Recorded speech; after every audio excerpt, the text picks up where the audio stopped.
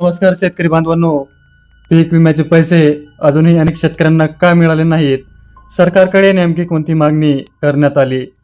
आणि जर तुमचे पीक विम्याचे पैसे अजून मिळाले नसतील तर पुढे काय होऊ शकतं? यासोबतच PM किसान नमो शेतकरी योजना आणि आजचे महत्त्वाचे अपडेट आपण अगदी सोप्या भाषेत समजून घेणार आहोत. त्यामुळे हा व्हिडिओ शेवटपर्यंत नक्की पहा. शेतकरी बांधवांनो, पीक घेण्यासाठी आपण वर्षभर मेहनत करतो. पाऊस वेळेवर पडेल का? उत्पादन किती येईल? बाजारभाव काय मिळेल? अशा अनेक चिंता आधीच असतात. त्यात नैसर्गिक संकट आलं तर आधार म्हणून शेतकरी पीक विम्याकडे पाहतो. पण तोच विमा वेळेवर मिळाला नाही तर अडचणही किती वाढू शकते हे वेगळं सांगायची गरज नाहीये. म्हणूनच हा व्हिडिओमध्ये आपण फक्त एक बातमी सांगणार नाहीयेत, तर मी समजून सांगणार आहे कोणती माहिती अधिकृत आहे, कोणती प्रक्रिया सुरू झाली आहे आणि त्या निर्णयाचा तुमच्यावर नेमका काय परिणाम होऊ शकतो हे अगदी सोप्या भाषेत पाहूया.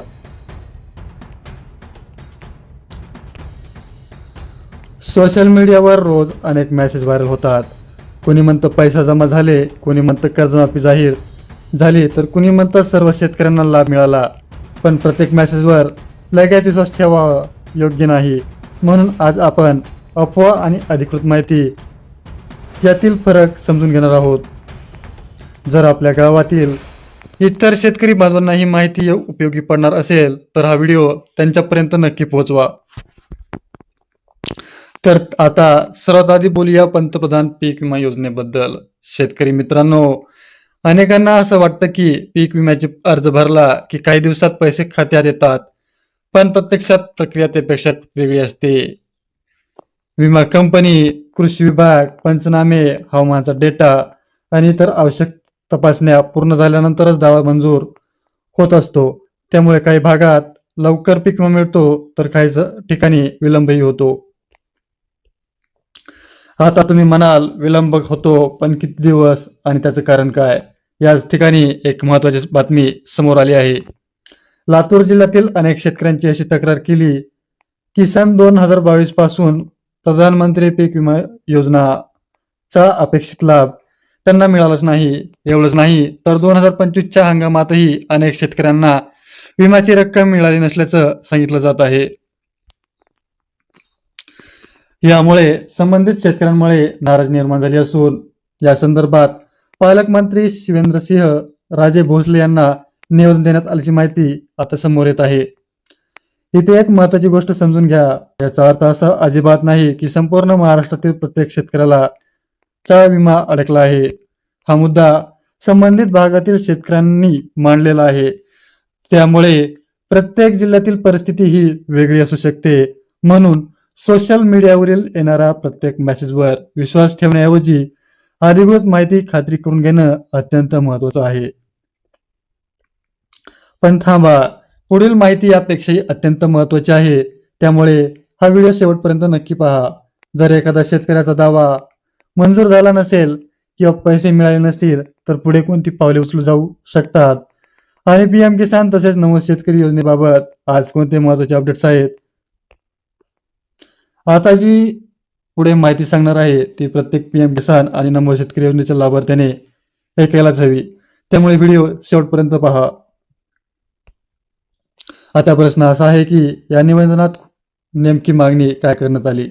शेतकरी बांधवांनो, अनेक शेतकऱ्यांचं म्हणणं आहे की पीक विमा योजना ही संकटाच्या काळात आर्थिक आधार देण्यासाठी सुरू करण्यात आली, पण मजुरीची प्रक्रिया किंवा विम्याची रक्कम वेळेत मिळाली नाही तर या योजनेचा उद्देश काही प्रमाणात अपूर्ण राहतो.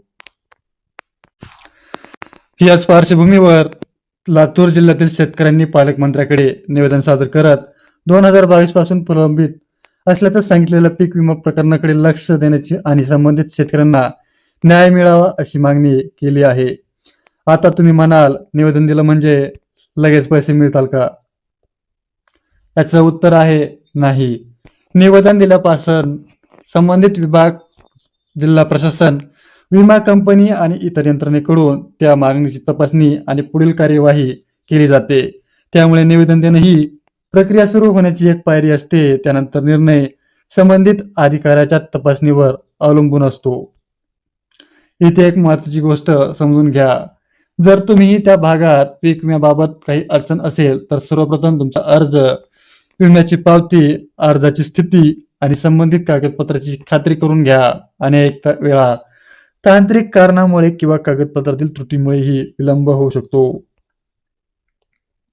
पण जर सर्व प्रक्रिया पूर्ण असूनही बराच वेळ लोटला असेल तर संबंधित कृषी कार्यालय किंवा विमा कंपनीकडे पाठपुरावा करणं महत्वाचं ठरतं. पण थांबा, इथेच आणखी एक प्रश्न निर्माण होतो. जर काही जिल्ह्यांमध्ये अशी तक्रार येत असतील तर इतर जिल्ह्यातील शेतकऱ्यांनी काळजी करावी का? याचं उत्तर म्हणजे प्रत्येक जिल्ह्यातील परिस्थिती ही वेगळी असू शकते. त्यामुळे जिल्ह्यातील समस्या पाहून संपूर्ण राज्याबद्दल निष्कर्ष काढणं योग्य नाही. मात्र अशा घटना समोर आल्यावर स्वतःच्या अर्जाची आणि विम्याची स्थिती खात्री करून घेणं नक्की गरजेचं आहे. आता या निर्णयाचा तुमच्यावर काय परिणाम होऊ शकतो हेही पाहूया.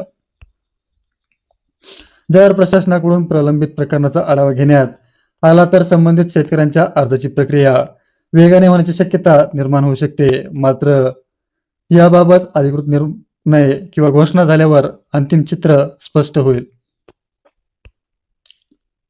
आता पुढची माहिती प्रत्येक PM किसान आणि नमो शेतकरी योजनेच्या लाभार्थ्यांसाठी महत्वाची आहे.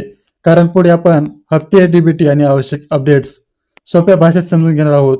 त्यामुळे व्हिडिओ शेवटपर्यंत पहा. चला आता पाहूया PM किसान आणि नमो शेतकरी योजनेबद्दल. शेतकरी बांधवांनो, प्रत्येक वेळी हप्ता जवळ आला की एकच प्रश्न विचारला जातो, त्यावेळी पैसे नेमके कधी येणार?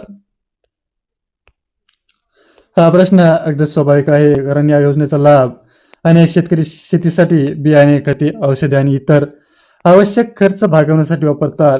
पण इथे एक महत्वाची गोष्ट आणखी समजून घ्या.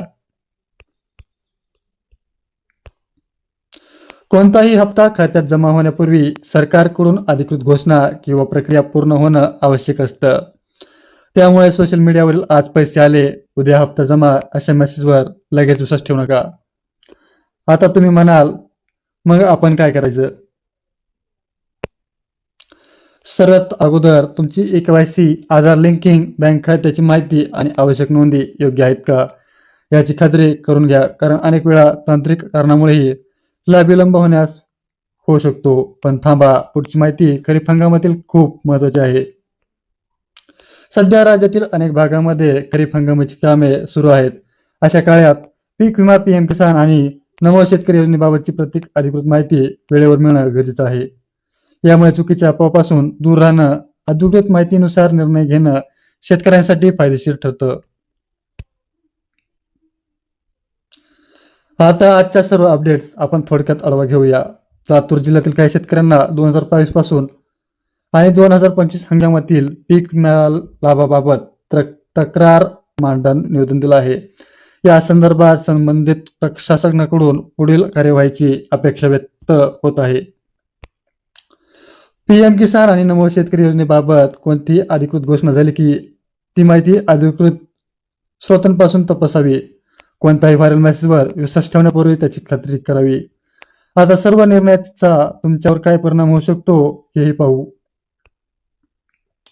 जर तुमचे पीक विम्याचे पैसे प्रलंबित असतील तर तुमच्या अर्जाची स्थिती तपासा आणि कागदपत्र आवश्यक असल्याचा संबंध कार्यालयाशी संपर्क ठेवा.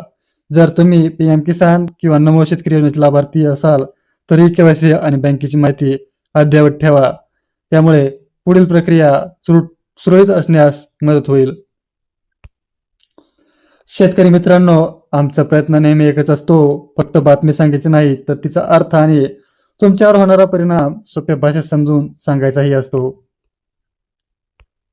त्यामुळे अशाच महत्त्वाच्या आणि विश्वासार्ह अपडेटसाठी व्हिडिओ आवडला असेल तर लाईक करा, आपल्या शेतकरी मित्रांपर्यंत नक्की शेअर करा आणि चॅनलला सबस्क्राईब करून बेल आयकॉनवरती नक्की दाबा.